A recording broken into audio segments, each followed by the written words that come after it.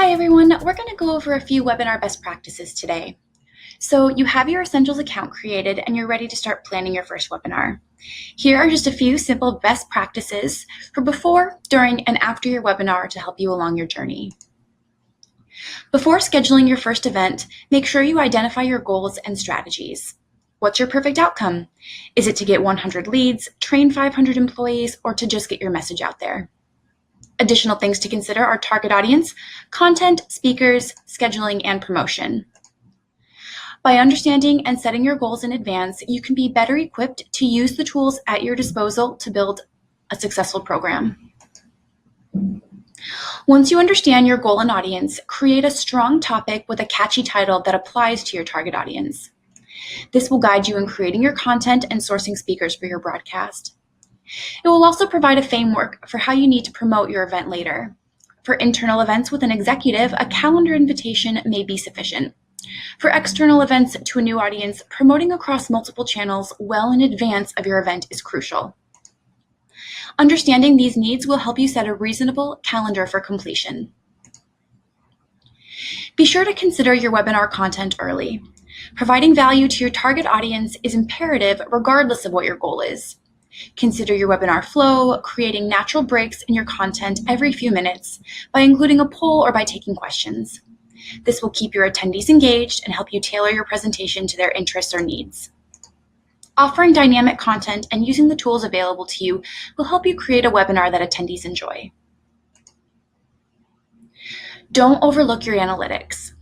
Webinar platforms collect metrics that give you unique insights into your audience. Presenting a webinar with content that your audience loves means little if you can't quantify how it helped you meet your goals. For marketing, monitoring conversions from invitation through the entire sales funnel is important. For training, measuring user engagement is key. And for town halls, it may be measuring view time and questions. Whatever your use case, have a clear vision of how you're going to define success. Be sure to plan and set expectations for your webinar in advance. Hold a rehearsal or a dry run with your speakers to ensure they know how to use the controls. Make sure to discuss contingency plans for the live day. Speakers should have backup audio available and a hard copy of their slides on hand in case they lose their connection. Connect to the webcast 30 minutes early to be sure all your content, polls, and seed questions are loaded. Test your webcam or phone line early to confirm your levels are good and adjust accordingly. And finally, close down all unnecessary applications, turn off your cell phone and other noisemakers, and make sure you have a glass of water ready. During the webinar, it's all about reaching out to your attendees and ensuring that they're engaged.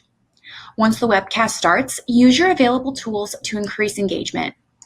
Set expectations early with your audience by advising how to ask a question and encourage them to submit questions throughout the session. To ensure your audience is engaged, use polls and field questions often that encourage participation. Best practice is to engage the audience in some way every 5 to 7 minutes. If you are the presenter, have another person on the webinar who will moderate questions.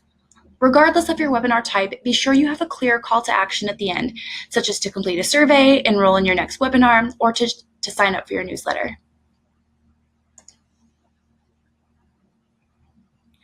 Allow your webinar to continue working for you even after it's over.